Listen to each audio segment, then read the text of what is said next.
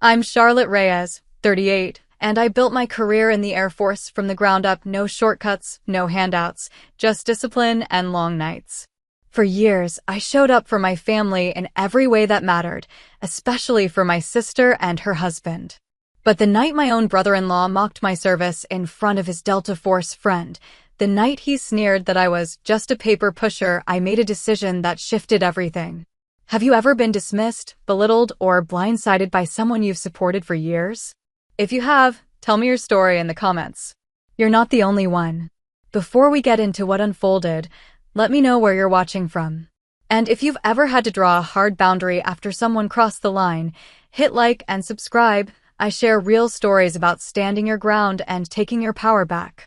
What happened next might not be what you expect. I sat at my sister's dining table, watching David lean back in his chair with that look, the one I'd started noticing more often over the past few months. He was mid-story, telling Brooks about some training exercise at work, and I could see him puffing up with each sentence. Brooks sat quietly across from him, beer in hand, listening with the kind of patience that comes from years of actual combat experience.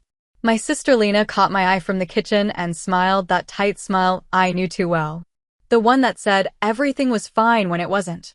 David had always been polite enough when he and Lena first started dating. Grateful, even. He'd ask about my deployments with what seemed like genuine interest, nodding along as I carefully edited the classified parts out of my stories. Back then, he treated my career as something respectable, maybe even admirable. But something shifted after Lena, and I helped him through a rough patch with his job. Then another rough patch. Then another. Each time, I showed up covering bills, making calls, offering advice. Each time, he accepted with less gratitude and more expectation. The comments started small. Little jabs wrapped in jokes that made everyone laugh except me. Charlotte's the office type, he'd say at family gatherings. She probably has a favorite stapler. Or, Air Force paperwork is still Air Force paperwork, right? The words themselves weren't terrible. It was the tone underneath them, the edge that suggested I'd somehow taken the easy path while real men did real work. Lena would laugh it off, touching his arm gently, redirecting the conversation. She'd gotten good at that. I'd made captain 3 years ago, then major last spring. With each promotion, David's jokes got sharper. Must be nice having the government promote you automatically, he'd said at my promotion dinner, loud enough for everyone to hear. I'd smiled and changed the subject, because that's what you do at family dinners. You keep the peace. You don't make your sister choose between her husband and her sister over a handful of stupid comments. But today felt different. Brooks was here, Staff Sergeant Brooks Hale, retired Delta Force, now working security contracting with David's company. David had mentioned him obsessively for the past month, dropping his name into conversations like a credential. Brooks thinks and Brooks says, and Brooks told me about this op in Afghanistan. It was clear David had found someone he wanted to impress, someone whose approval might finally fill whatever hole had been growing in him since I kept advancing, and he kept staying exactly where he was. The kids, Jonah and Mara, were playing in the yard, their laughter drifting through the open window. I watched Lena move around the kitchen with practiced efficiency, preparing food she'd probably been cooking since dawn. She looked tired. More tired than usual. I made a mental note to talk to her later, away from David, away from the performance she felt obligated to maintain. So Charlotte, David said suddenly, turning his attention to me. The conversation shifted with an almost audible click. You ever see daylight in that desk job? Or is it all fluorescent lights and filing cabinets? Brooks glanced at me, his expression neutral but attentive. He was reading the room, I realized. Reading me. I see plenty of daylight, I said evenly.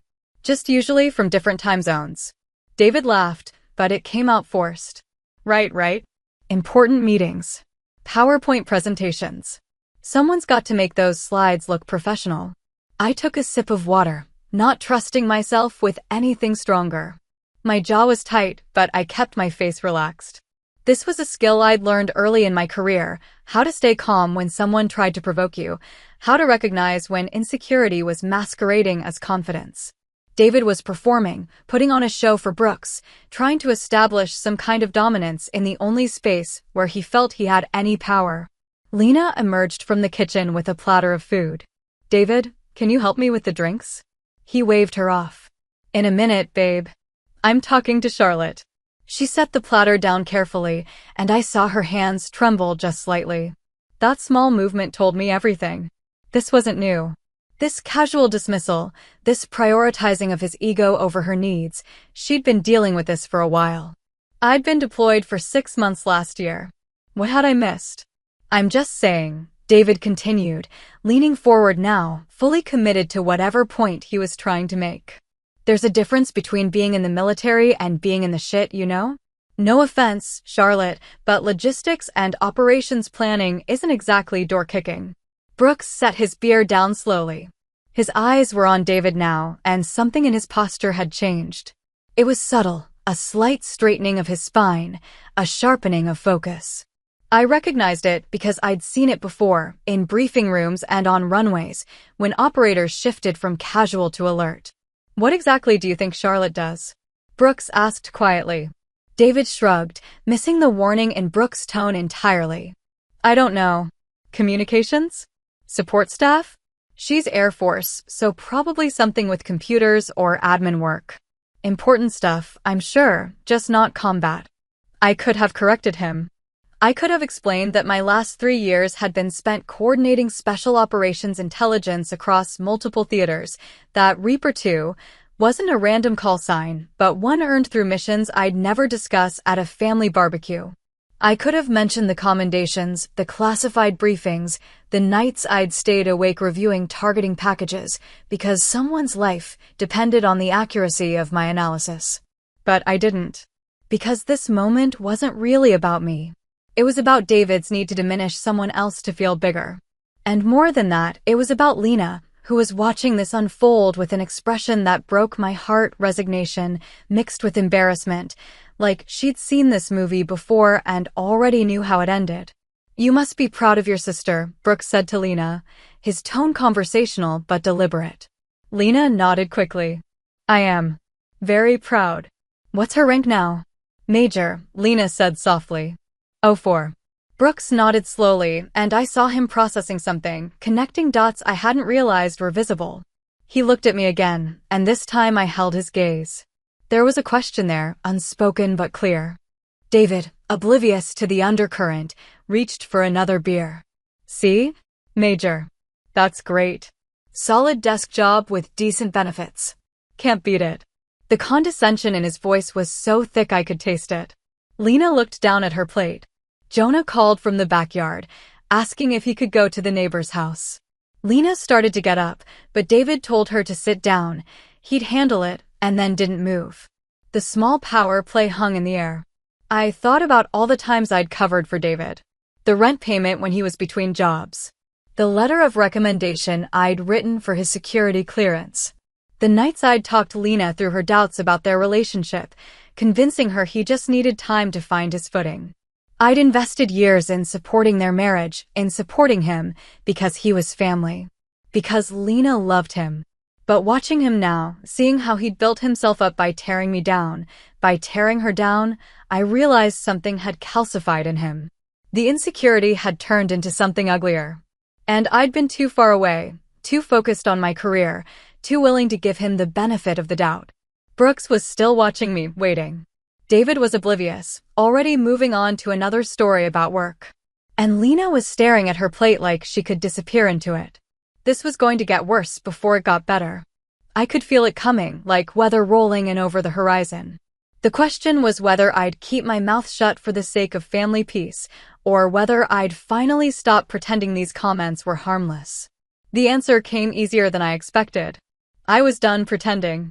Dinner was ready, and we all moved to the table. The kids came in reluctantly, hands washed, faces flushed from playing outside. Brooks helped Lena bring out the last of the dishes, an easy gesture that David didn't even notice. I watched my sister arrange everything just so, making sure David's plate was positioned exactly where he liked it, making sure his beer was full, making sure the salt and pepper were within reach. Small accommodations that added up to a picture I didn't like. We settled into our seats. David took his place at the head of the table, a position he'd claimed somewhere along the way, even though this was Lena's house, bought with money she'd saved long before he came into the picture. Brooks sat across from me, quiet and observant. The kids chattered about their afternoon, and for a few minutes, everything felt almost normal. Then David turned to me with that smile, the one that wasn't quite friendly but wanted to appear that way.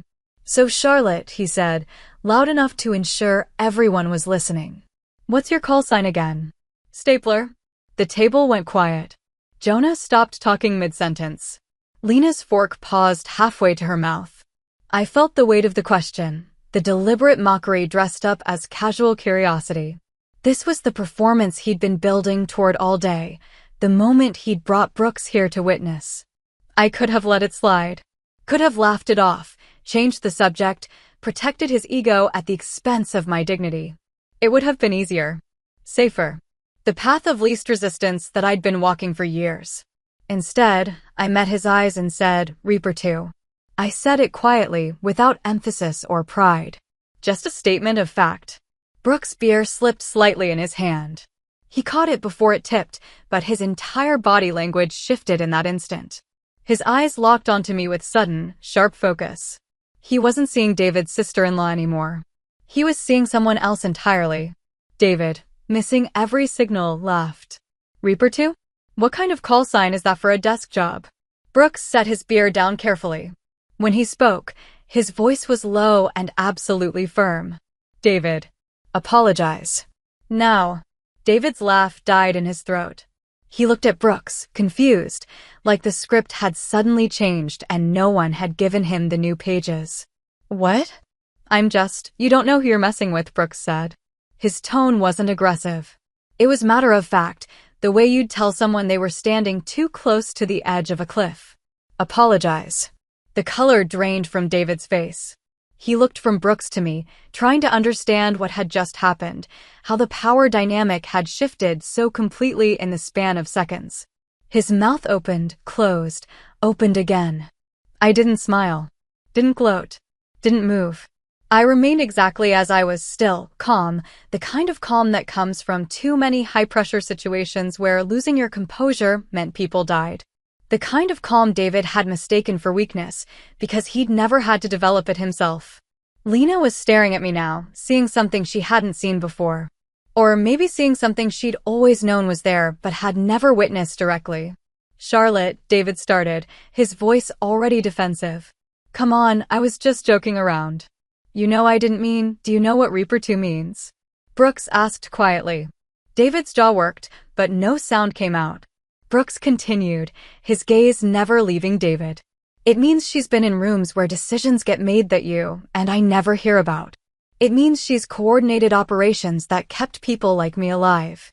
It means she's forgotten more about tactical intelligence than most people will ever learn." He paused. "And you've been treating her like she files paperwork." The silence was absolute. Even the kids had gone quiet, sensing something serious was happening even if they didn't understand what. I felt something crack open inside me, not anger, but clarity. This moment was revealing everything that had been building for years. David's insecurity, his need to dominate, his willingness to diminish others to feel bigger. And more painful than any of his comments about me was seeing Lena's face, seeing her realize that she'd been making excuses for this behavior, minimizing it, shouldering the burden of his ego to keep the peace. David's hands were shaking. He was still trying to process, still trying to find a way to reframe this that didn't make him the villain. "I didn't know," he said finally, weakly. "You never talk about your work, so how was I supposed to? You weren't supposed to assume," I said quietly. "You weren't supposed to belittle what you didn't understand." He looked at Lena desperately, seeking backup, seeking someone to smooth this over the way she always did. But Lena wasn't moving. She was staring at her plate, her hands folded in her lap, and I could see her shoulders trembling slightly. Brooks leaned back in his chair, the intensity draining from his posture, but his message delivered. "Special operations?" he asked me, his tone respectful now, professional. I nodded once. He nodded back, and something passed between us, a recognition, an acknowledgement of a world David had been mocking without understanding. "Explains why you didn't rise to it," Brooks said simply. Those words landed harder than David's insult. Because they were true. I hadn't risen to David's provocation not because I couldn't, but because real operators don't need to prove themselves at family dinners. Real strength is quiet. Real confidence doesn't require an audience. David pushed back from the table suddenly, the chair scraping loudly against the floor. "I need some air," he muttered, and disappeared into the kitchen.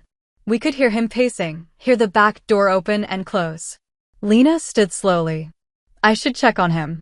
"No," I said gently. "Let him sit with it." She looked at me, torn between old habits and new awareness. Finally, she sat back down. Brooks helped himself to more food, the gesture deliberately casual, giving everyone space to breathe. Jonah asked if he could be excused, and Lena nodded, sending both kids outside to play. Once they were gone, the three of us sat in the uncomfortable silence of aftermath. "I'm sorry," Lena said finally, her voice barely above a whisper. "Don't," I told her. "You're not the one who needs to apologize."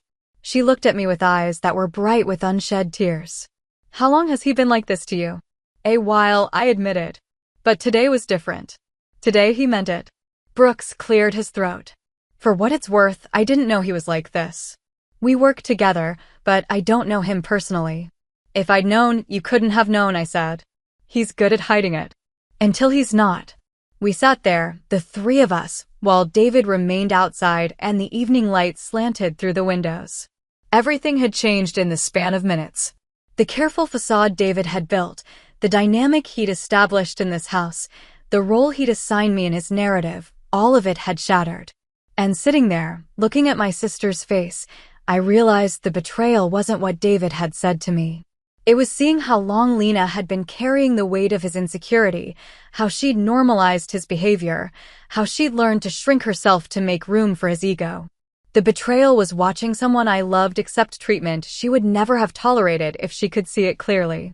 And knowing that I'd been too far away, too busy, too willing to believe that love would be enough to smooth over the rough edges. But love wasn't enough. It never was. Not when respect was missing. After dinner dissolved into awkward cleanup and forced conversation, I found myself in the guest room Lena kept for my visits. It was decorated simply, neutral colors, clean lines, a comfortable bed that I'd slept in dozens of times over the years. Tonight it felt different. Tonight it felt like a safe house, a place to regroup and assess damage. I thought about Lena.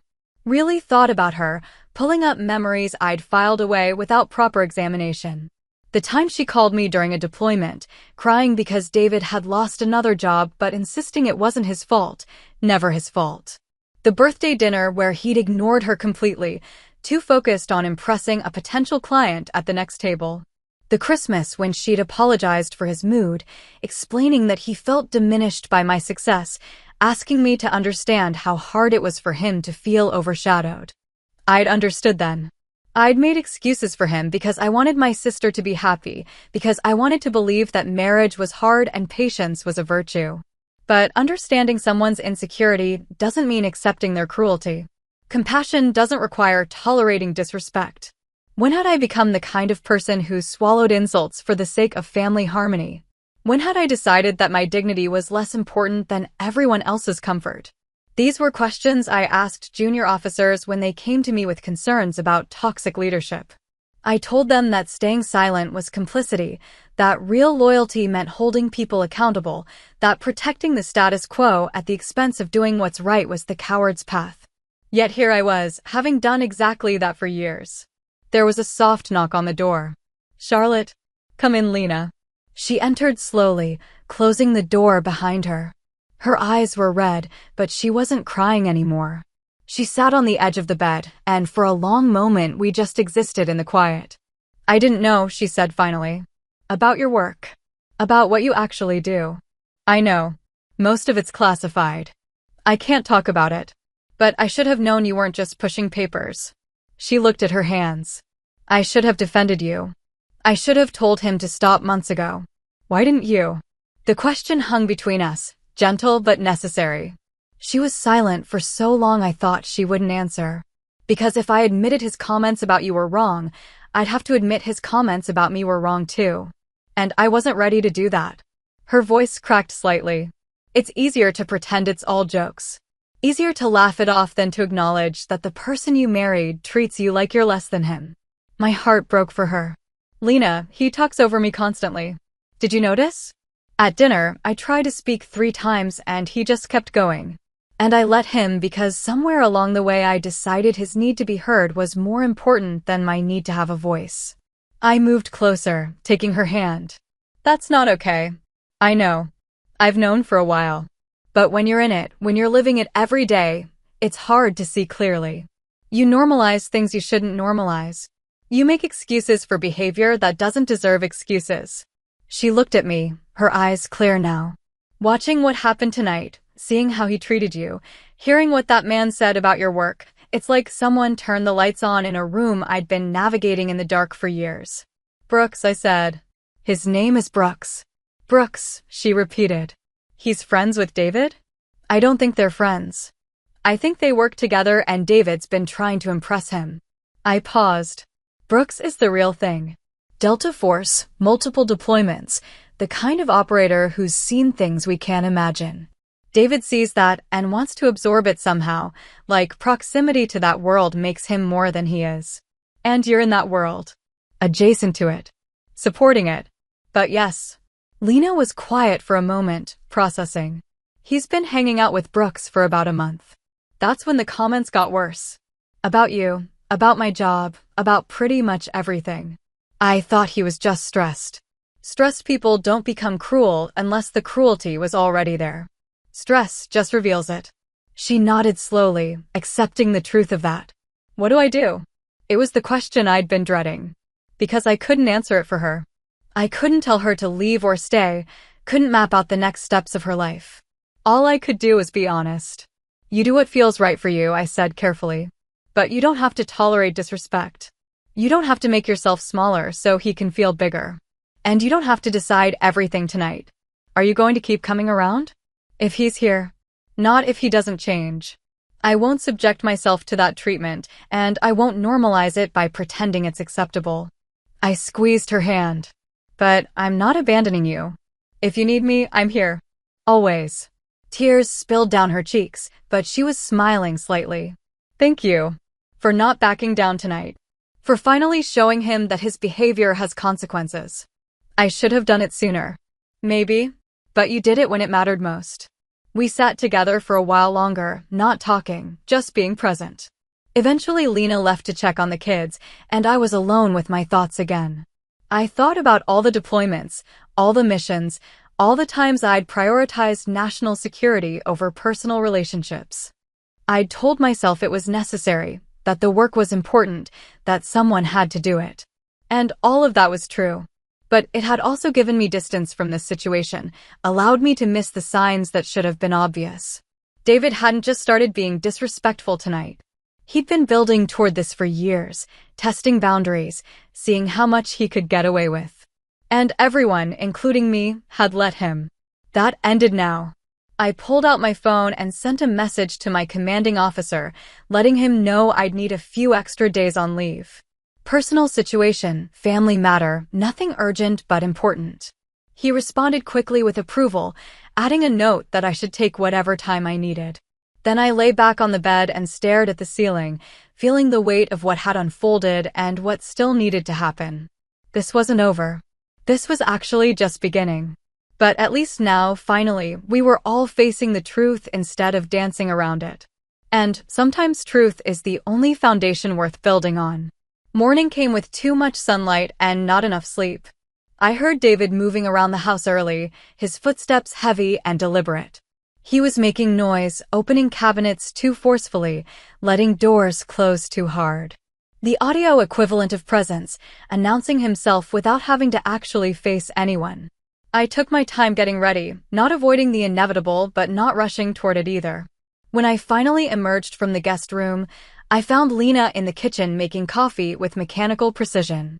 Her eyes had that hollow look that comes from crying late into the night. "Morning," I said quietly. She turned, managing a small smile. "Morning. Coffee? Please." We stood there in comfortable silence while the machine burbled and hissed. Through the window I could see David in the backyard, ostensibly checking something on the fence, but really just avoiding the house. He tried to apologize last night, Lena said. After you'd gone to bed. How'd that go?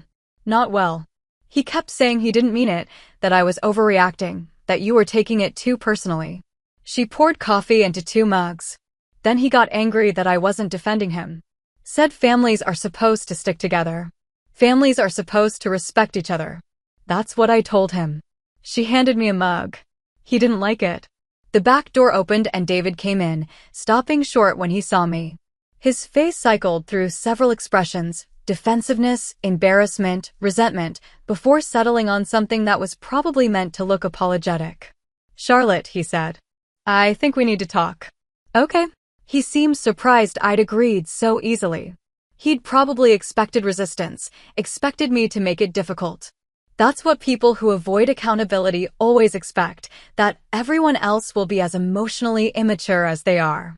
Lena started to excuse herself, but I shook my head slightly. Stay. You should hear this. David looked uncomfortable with that, but didn't argue. We moved to the living room, an awkward triangle of tension with me on one end, David on the other, and Lena uncomfortably between us.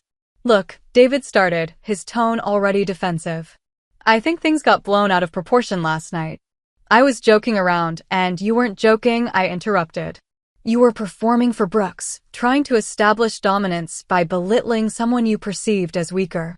It's a common tactic among insecure men. His face flushed. I'm not insecure. Then why do you need to put others down to feel important? I don't, he stopped, recalibrating. Fine. Maybe I've been stressed lately. Work's been hard, money's tight, and you're just always so, he gestured vaguely. You're always doing well. Always moving up. Always the success story. And that bothers you. It makes me feel like shit, yeah. Is that what you want to hear? His voice rose slightly. My wife's little sister outranks actual colonels, pulls in more money than I'll probably ever make, and gets respect I have to beg for. So yeah, sometimes I make jokes because it makes me feel a little less like a failure. The honesty was unexpected. Not the sentiment. I'd figured out his insecurity months ago, but his willingness to state it plainly. Unfortunately, understanding someone's wound doesn't mean accepting their weapon. Your feelings aren't my responsibility to manage, I said quietly. I'm sorry you feel inadequate. I genuinely am. But taking that out on me, making me smaller so you can feel bigger, is not something I'm going to tolerate anymore. So what? You're just done with me? Done with this family? I'm done with the disrespect. If you can treat me with basic human decency, I'm happy to be in your life. If you can't, I won't subject myself to it. He looked at Lena desperately. Babe, tell her she's overreacting. Tell her families fight, families make up, families move on. Lena was very still, her coffee mug held between both hands like it might anchor her. When she spoke, her voice was steady but sad. I think Charlotte's right. And I think if we're being honest, it's not just her you've been disrespectful to. David's expression shifted from desperate to angry. Don't start with that. We're fine. We're not fine, David. We haven't been fine for a while. So this is what's happening? Your sister comes to visit and suddenly you're turning against me. I'm not turning against you. I'm just tired of pretending certain things are okay when they're not. He stood abruptly, his frustration boiling over. This is bullshit. You're both being dramatic. I made a couple jokes. You called her a paper pusher, Lena said, her voice sharper now. You mocked her career, her rank, her work. You dismissed years of service because your ego couldn't handle that she's successful. And you talk over me constantly, she continued, gathering momentum. You make decisions without consulting me. You dismiss my opinions. You make me feel like I'm here to serve you rather than partner with you. Charlotte's not the problem, David. Your behavior is. The silence that followed was sharp enough to cut. David looked genuinely shocked, like he'd never considered that his behavior might be the issue. He'd probably constructed an entire narrative where he was the victim, misunderstood and unappreciated, unfairly judged by people who didn't understand how hard his life was. I need to think, he said finally, his voice flat. I'm going to go stay with Brooks for a few days. Brooks won't let you stay with him once he knows why you're there, I said. He knows who I am now. He'll see right through whatever story you try to tell him. David's jaw tightened. He grabbed his keys from the counter and headed for the door, pausing just before leaving. I'm trying here. You both need to recognize that I'm trying. Trying isn't enough, I said. Results matter. Change matters. And I haven't seen either. He left without another word, the door closing with carefully controlled force, not quite a slam, but close enough to make his displeasure clear. Lena sat down slowly, exhaling a breath she seemed to have been holding for days. That was harder than I thought it would be. The right things usually are. What happens now? Now we wait and see if he's capable of growth, or if he just doubles down on being the victim. She nodded, looking exhausted but somehow lighter. Thank you. For not letting me smooth this over. For forcing the truth out into the open. You did that yourself. I just provided backup. We sat together in the quiet house, two sisters who'd been through different wars, but understood the same truth. Sometimes the hardest battle is the one you fight for your own dignity. And sometimes the people closest to you are the ones who make it hardest to fight. The days that followed were strange, quiet, but not peaceful, calm, but not settled.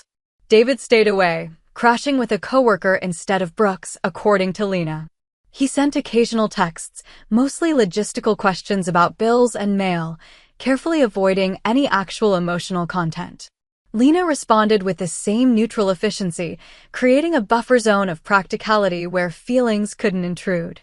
I extended my leave another week. My CO was understanding, reading between the lines without requiring explanation.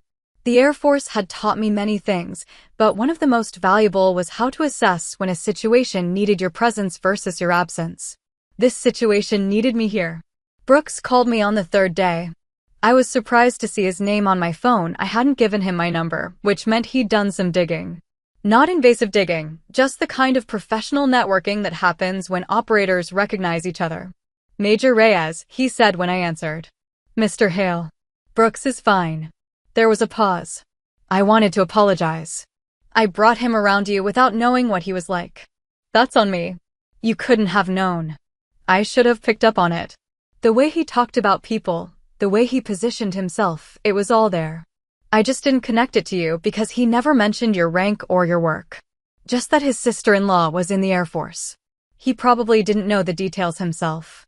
I don't advertise. Yeah, I noticed. You don't carry yourself like someone who needs people to know. He sounded approving. That's how I knew. The way you stayed calm, didn't rise to it. That's operator shit. Desk jockeys don't have that kind of self-control. I smiled despite myself. Is there a reason you called, Brooks? 2 reasons. First, David tried to crash with me. I told him to get his head straight first. Second, I wanted to make sure you knew that what you do matters. The guys like me, we get the glory. But people like you, coordinating the intelligence, making sure we have what we need when we need it, you're the reason we come home. Something tight in my chest loosened slightly. Thank you. Don't thank me. Just keep doing what you do. He paused. And for what it's worth, your sister seems like good people. Hope she figures out what she needs to do. Me too. After we hung up, I sat with the phone in my hand, thinking about recognition. Not the public kind, not medals or awards, but the simple acknowledgement between professionals who understand the weight of the work. Brooks had given me that, and it mattered more than I wanted to admit. Lena was changing too, in small but noticeable ways. She stopped apologizing for things that weren't her fault. She made decisions about the house without consulting David first, rearranging furniture, planning weekend activities with the kids, choosing what to make for dinner based on what she wanted rather than what he preferred. Small acts of autonomy that she'd surrendered somewhere along the way. The kids noticed. Jonah asked why Dad wasn't home, and Lena gave him an age-appropriate version of the truth. Dad and I are working through some grown-up problems. He loves you very much, and this isn't about you. Mara, younger and less concerned with adult dynamics, just seemed happy that the house was quieter. No more sudden mood shifts, no more walking on eggshells, no more wondering if Dad would be in a good mood or a bad one. I spent the days helping around the house, playing with the kids, and having long conversations with Lena that we probably should have had years ago. We talked about our childhood, about the patterns we'd learned from watching our parents' marriage dissolve. We talked about the difference between loyalty and self-abandonment, between compromise and capitulation. I kept thinking if I was patient enough, understanding enough, supportive enough, he'd eventually feel secure, Lena said one afternoon. We were folding laundry together, a mundane task that somehow made the heavy conversation easier. I thought love could fill whatever hole was in him. It can't. He has to fill it himself. I know that now. But I wasted so much time trying. It's not wasted if you learn from it. She smiled sadly. That's a very military way of looking at failure. Failure's just data. The question is what you do with it. My phone buzzed with a message from my CO. Heard you might be up for O5 soon. Thought you'd want to know before the official announcement. I stared at the screen, processing. Lieutenant Colonel. O5. The next step in a career that had defined my adult life. I showed Lena the message. Her face lit up with genuine pride. Charlotte, that's amazing. It's just a possibility. Not confirmed yet. But still, you've earned this. She hugged me tightly. I'm so proud of you. Hearing that from her, in this moment, meant everything. Because this was what family was supposed to feel like, celebrating each other's success without resentment, supporting each other through difficulty without expecting martyrdom in return. Later that evening, after the kids were in bed, Lena and I sat on the back porch with glasses of wine, watching the stars emerge one by one. The night was cool, peaceful, the kind of quiet that feels earned rather than empty. I think I'm going to ask him for a trial separation, Lena said suddenly. I didn't respond immediately, letting her words settle. Not divorce. Not yet. But space. Real space, where we both figure out who we are without being locked in this dynamic. She looked at me. Does that seem fair? It seems honest. And that's better than fair. He's going to be angry. Probably. But his anger doesn't mean you're wrong. She nodded, turning that over. When did you get so wise about relationships? You're never in one long enough to screw it up. I laughed. That's exactly why. I see things from the outside, where the patterns are clearer. Plus, I deal with personnel issues all day long. You'd be surprised how similar family dynamics are to unit dynamics, same power struggles, same communication failures, same people refusing to take responsibility for their behavior. Do you ever want that? A relationship, a marriage, kids of your own. Sometimes. But I'd rather be alone than settle for someone who makes me smaller. I've seen too many people, good people, lose themselves trying to make the wrong person work. Like me. You're not lost, Lena. You're just finding your way back. She reached over and squeezed my hand. I couldn't do this without you. Yes, you could. You're stronger than you think. Maybe. But it's easier with backup. We sat there until the wine was gone and the chill drove us inside. And for the first time since I'd arrived, the house felt like home, not because everything was resolved, but because the truth was finally being honored. The fight wasn't over. David would resist, the situation would get messier before it got cleaner, and there would be difficult conversations ahead. But we were done pretending. Done minimizing. Done accepting disrespect for the sake of false peace. And that, I thought as I headed to bed, was the real victory. The morning I was supposed to head back to base, David showed up unannounced. I was loading my bag into the car when his truck pulled into the driveway, parking at an angle that blocked me in. Territorial. Aggressive. Exactly the kind of move I expected. Lena was inside with the kids. I could have called her out, made this a group confrontation, but something told me this needed to happen one-on-one first. Let him say what he needed to say without an audience, without someone to perform for. He got out slowly, and I could see the toll the past week had taken. He looked tired, rumpled, like he'd been sleeping on a couch that was too short and eating food that came from gas stations. But his expression was hard, defensive, ready for a fight. We need to talk, he said. Okay. Alone. We are alone.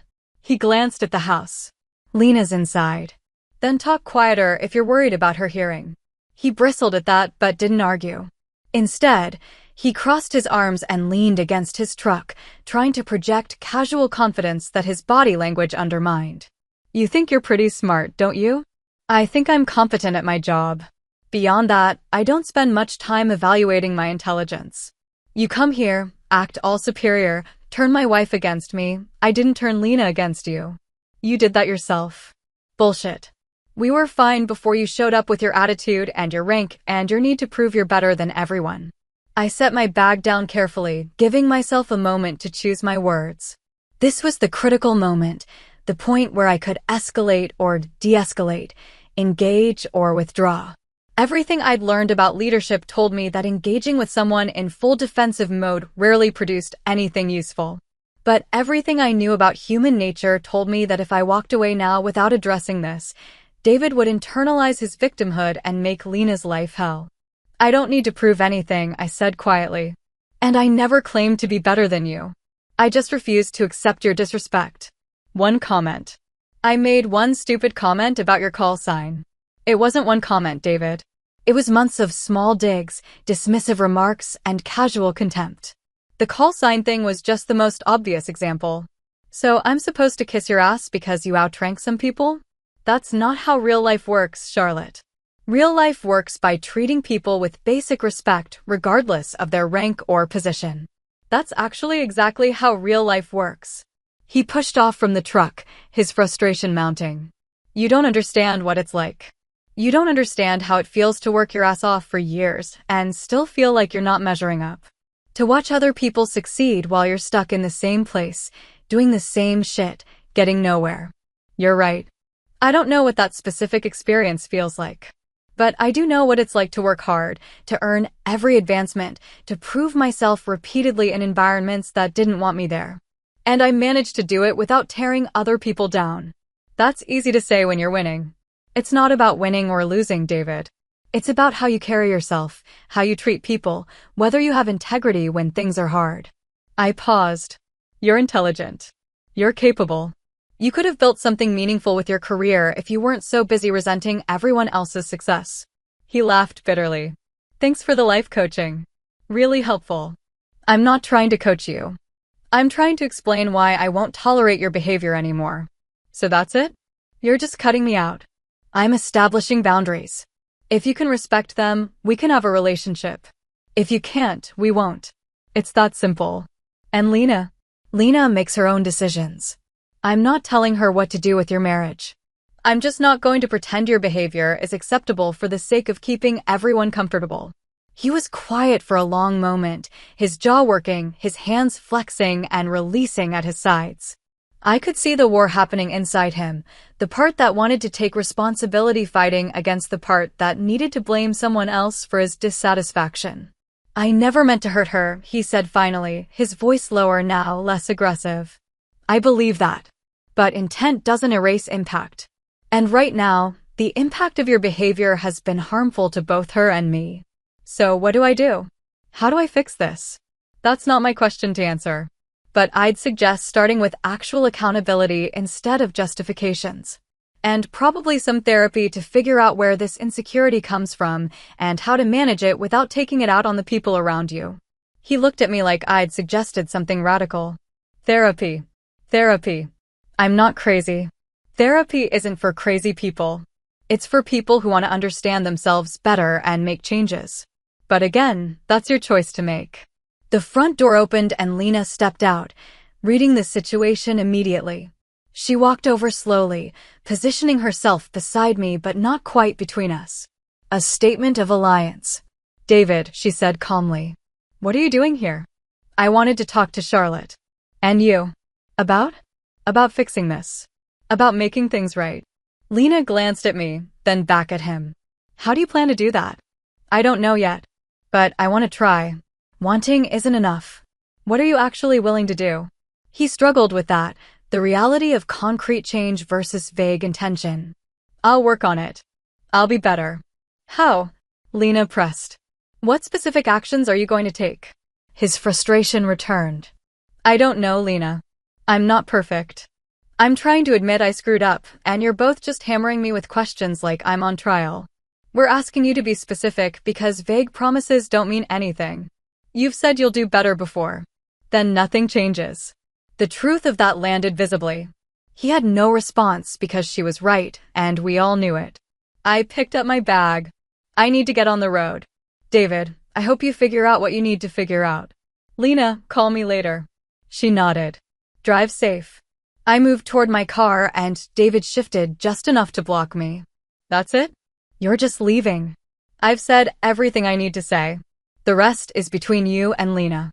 Brooks said I should apologize to you properly. That I don't understand who you are or what you do. Brooks is right. So explain it to me. Help me understand. I looked at him for a long moment, seeing the genuine confusion beneath the defensiveness. He really didn't get it. He'd built an entire narrative around me being the privileged one, the one who had it easy, and now that narrative was crumbling, but he didn't have anything to replace it with. I can't explain it, David. Most of what I do is classified. What I can tell you is that when you made jokes about staplers and desk jobs, you were dismissing years of work that kept operators alive and missions successful. You were reducing something complex and difficult to a stereotype because it made you feel better about yourself.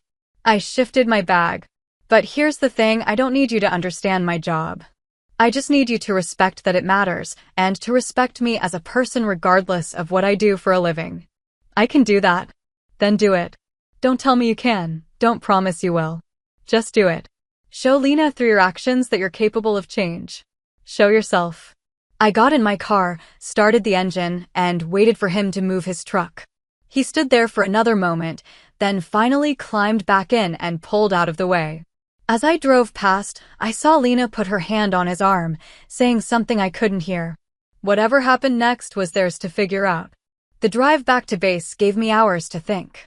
About David, about Lena, about the patterns we all fall into without meaning to, about how easy it is to lose yourself in someone else's narrative of who you should be. My phone rang through the car speakers. My CO's name appeared on the screen. Major Reyes. Charlotte. Got some news for you. I listened as he explained that my selection for O5 was confirmed. The promotion to lieutenant colonel would be official within the month. He congratulated me, mentioned that my performance had been exemplary, said he looked forward to seeing what I'd do with increased responsibility. After we hung up, I drove in silence for a while, letting it sink in. Another step forward in a career I'd built carefully, deliberately, through countless choices and sacrifices. I'd earned this. Whatever David or anyone else thought about desk jobs or paper pushing, I knew the truth. Brooks knew the truth. The people whose opinions actually mattered knew the truth. And that, I realized, was enough. 2 months later, I was back at Lena's house for Thanksgiving. The dynamics had shifted in subtle, but significant ways. David was there, but different. Quieter. More measured. He and Lena had done several weeks of couples counseling, and apparently he'd started individual therapy as well. I didn't know the details, that was between them, but I could see the changes in how he moved through the space. Less territorial. More considerate.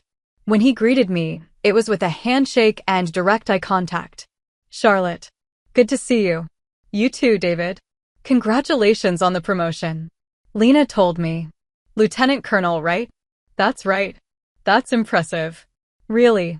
The words were simple, but they lacked the sarcastic edge that used to accompany any acknowledgement of my career. He meant it, or at least he was trying to mean it, and that was something. Brooks was there too, invited by Lena rather than David, which told its own story about how relationships had realigned. He helped set the table, played with the kids, and treated everyone with the same easy respect that seemed to come naturally to him. Dinner was surprisingly comfortable. David still dominated conversation occasionally, but he caught himself now, redirecting to ask others' opinions. He apologized when he interrupted Lena and actually listened to her responses.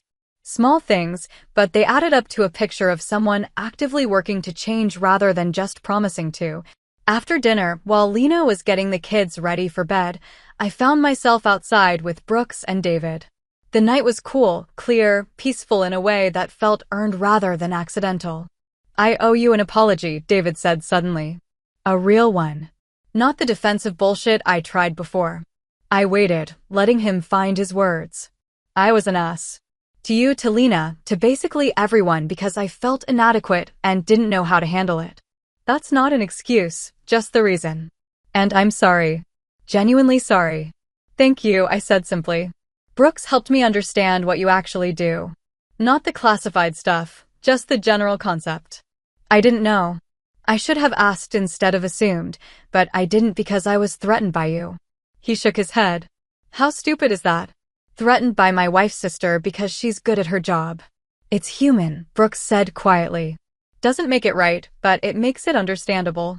Therapy's been helpful, David continued. Turns out I have some shit to work through about my dad, about feeling like I never measured up, about defining my worth through comparison to others. Classic stuff, apparently. He managed a self-deprecating smile. Who knew? Most people, I said, but not unkindly. Most people have something they're working through. Yeah, well, I'm working on it now. Actually working on it, not just saying I will. Brooks raised his beer. That's all anyone can ask. We stood there in comfortable silence for a while, three people who'd been at the center of a small storm that had changed everyone it touched. Not destroyed, just changed. Reshaped into something healthier, more honest. Lena came out a while later, slipping her hand into David's. He squeezed back, and I saw something pass between them, not the desperate grasping of people afraid to be alone, but the quiet acknowledgement of people choosing to stay and do the work. Kids are down, she said. Finally. They get more energetic every year, David said. It's exhausting. It's wonderful, Lena corrected gently. It's both, he agreed, and she smiled. Later, after Brooks left and David was cleaning up the kitchen, Lena and I sat together on the porch like we had months before. But this time the weight was different. Lighter. Thank you, she said, for not letting me stay in that pattern. You're the one who chose to change it. Because you showed me I could. Because you didn't accept the unacceptable and you didn't make excuses for it. Is it better? With David. She considered the question carefully. It's different. More honest. More equal. He still slips sometimes, old habits coming back, but he catches himself. And when I point it out, he actually listens instead of getting defensive. She paused. I don't know if we'll make it long term. But for now, we're both trying to build something healthier than what we had. That's all you can do. Try and reassess and try again. What about you? How's life as Lieutenant Colonel Reyes? Busy. Challenging.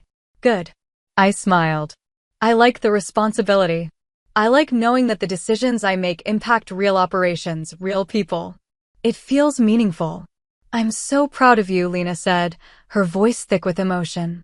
I know I've said it before, but I mean it. What you do, who you are, it matters. And I'm sorry I didn't defend that better when David was being an ass. You defend it now. That's what counts. We sat together until the cold drove us inside, two sisters who'd navigated through difficulty to something more solid. The relationship with David would always be complicated, too much history, too many old wounds, but it was sustainable now. Respectful. Over the next few months, as I settled into my new rank and new responsibilities, I thought often about that dinner, about the moment everything had cracked open. Not with nostalgia or regret, but with clarity. Sometimes the hardest thing you can do for someone you love is refuse to participate in their dysfunction. Sometimes the greatest gift is simply telling the truth and holding firm when they try to negotiate it away. Brooks and I stayed in touch, occasional messages about work, about mutual acquaintances, about the peculiar challenges of being people who operated in spaces most civilians couldn't imagine. He was good people, the real thing, and I was glad to have him as a friend. David continued his therapy, continued his work on himself. He'd never be someone I was close to, but he became someone I could respect, a man who'd faced his worst behaviors and chosen to change them. Not perfectly, not without stumbling, but authentically. Lena grew stronger, more confident.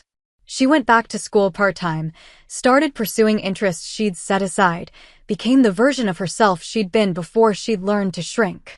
Watching that transformation was worth every difficult conversation, every moment of tension, every choice to hold boundaries instead of keeping false peace.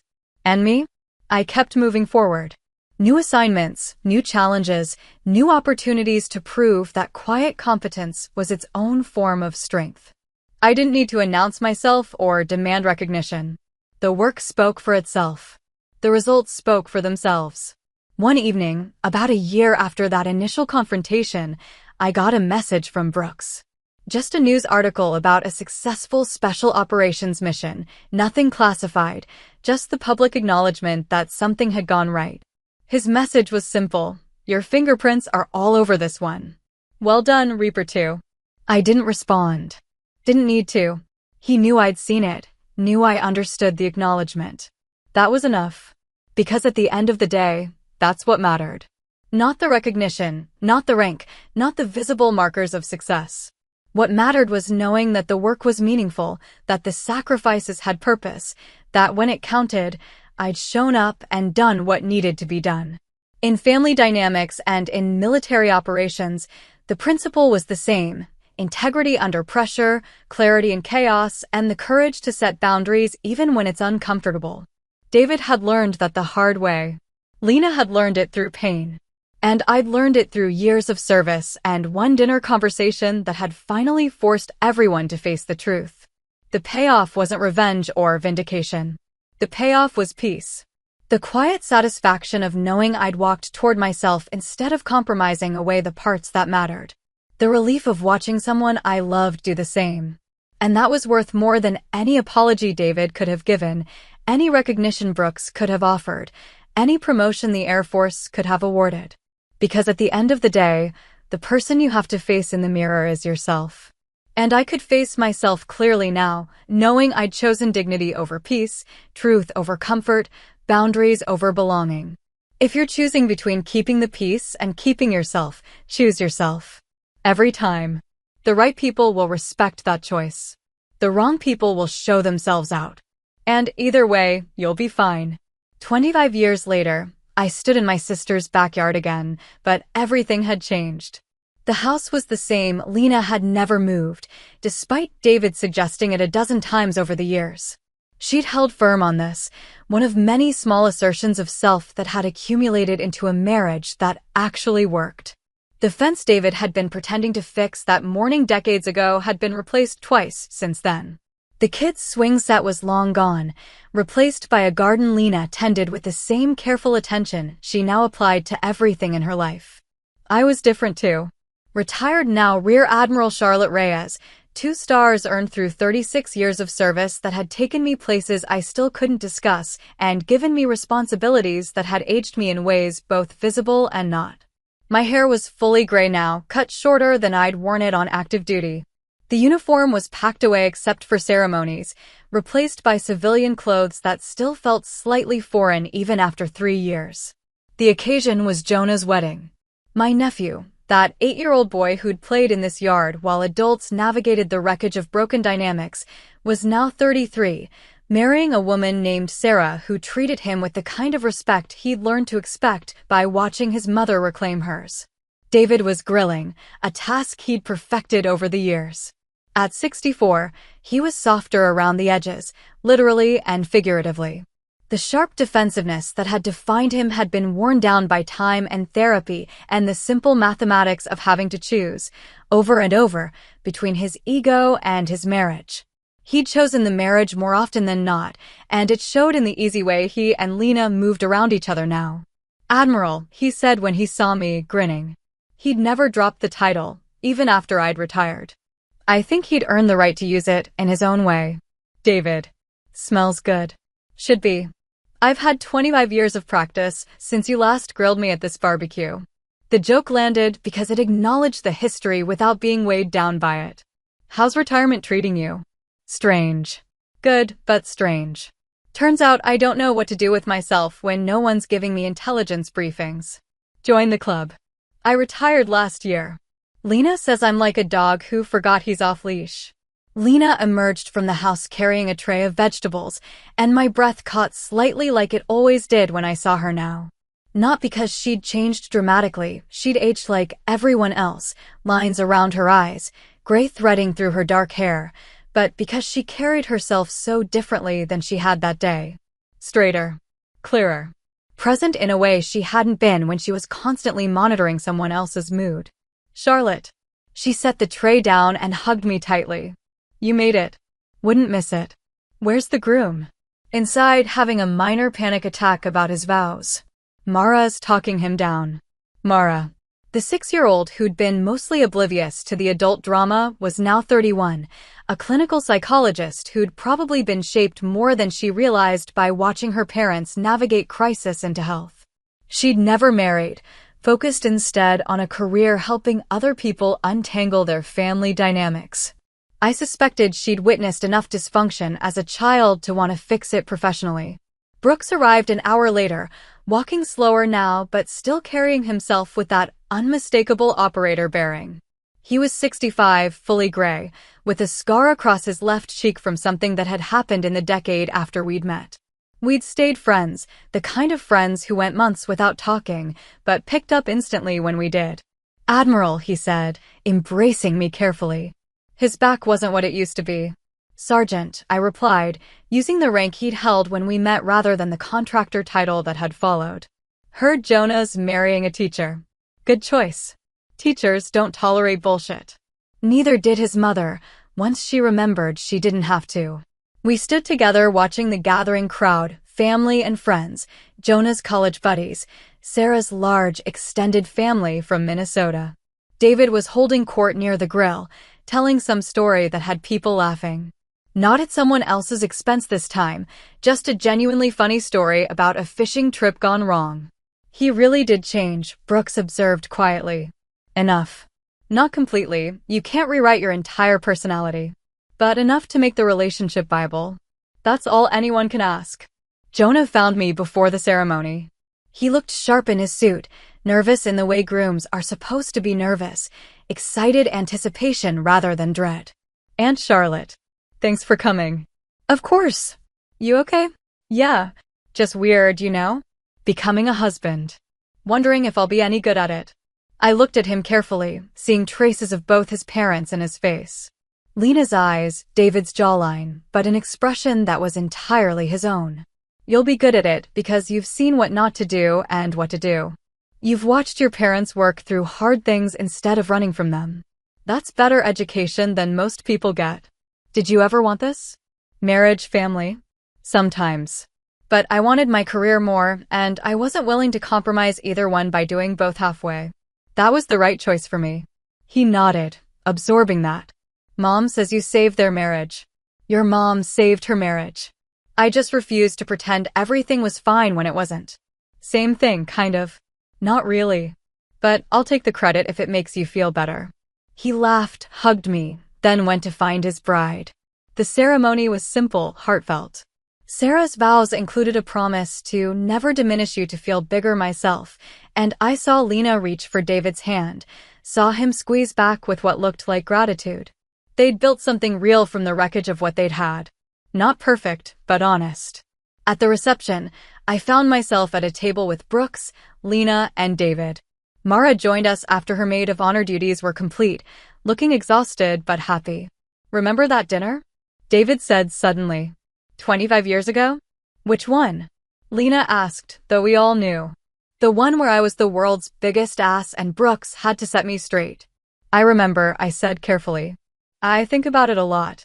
How close I came to losing everything because I couldn't handle my own insecurity." He looked at me directly. "I never thanked you properly. For not letting me get away with it. You thanked me about 100 times over the years." "Yeah, but I mean it more now. Back then I was still mostly sorry I got caught. Now I'm sorry for who I was." The distinction mattered. Growth wasn't linear, it was spiral, circling back to the same issues at different altitudes until you finally saw them clearly. "You did the work," I said. "That's what mattered." "We did the work," Lena corrected. "Both of us." Brooks raised his glass. "To doing the work. And to the people who force us to." We drank to that. Later, as the party wound down and the younger guests migrated to the dance floor, I stood at the edge of the yard looking at the stars. Same sky I'd looked at from this yard 25 years ago, but I was seeing it with different eyes now. Lena joined me, 2 glasses of wine in hand. She offered me one. "What are you thinking about?" she asked. "How much has changed?" "How much hasn't?" "You changed everything, you know. That night. We've been over this. You changed everything." "Fine. We changed everything." She smiled. "But you started it." We stood in comfortable silence, 2 sisters who'd weathered different storms, but remained anchored to each other. "Any regrets?" Lena asked. "About the career, the choices, the things you gave up?" I considered the question honestly. The deployments I'd missed family for. The relationships I'd ended because they didn't fit the life I'd chosen. The quiet years after retirement, adjusting to relevance that wasn't tied to rank or responsibility. No, I said finally. I chose myself every time I had to choose. And that led me here to this moment, watching your son marry someone wonderful, standing with my sister who's genuinely happy, having built something that mattered. I paused. I'm good with my choices. Good. Because I'm grateful for them. All of them. The music drifted across the yard, something slow, romantic. David appeared, extending his hand to Lena with a small bow that was both silly and sweet. May I have this dance, Mrs. Cole? She took his hand, glancing back at me with a smile that said everything words couldn't. I watched them move together, no longer fighting for dominance or control, just two people who'd learned the hard way how to share space without shrinking each other. It wasn't the fairy tale. It was better, it was real. Brooks materialized beside me. You did good, Reaper 2. We all did. Yeah, but you held the line when it mattered. That was the truth of it. Not that I'd fixed everything or saved everyone, but that I'd held the line when holding it was hard. I'd chosen dignity over comfort, boundaries over false peace, truth over the easier lie. And 25 years later, standing in this backyard watching the people I loved celebrate hard-won happiness, I knew with absolute certainty it had been worth it. Every difficult conversation, every boundary defended, every moment of choosing myself. Because the alternative, the slow erosion of self, the compromise of values, the quiet acceptance of disrespect, that wasn't peace. This was peace. Earned, built, maintained through countless small choices to honor truth over comfort. And I'd choose it again, every single time. And that's how one comment, one moment of disrespect, reshaped the entire dynamic in my family. Standing up for yourself isn't always loud. Sometimes it's just finally refusing to shrink. If you've been in a similar spot, I want to hear it. Have you ever had a family member underestimate you? Did you ever have to set a boundary they didn't expect? Or have you had someone else step in and see your worth when the person closest to you didn't? Drop your story in the comments. Someone else might need to hear it. If this resonated with you, hit like, subscribe for more real stories, and share this with someone who might need a reminder that respect isn't optional. You're not alone.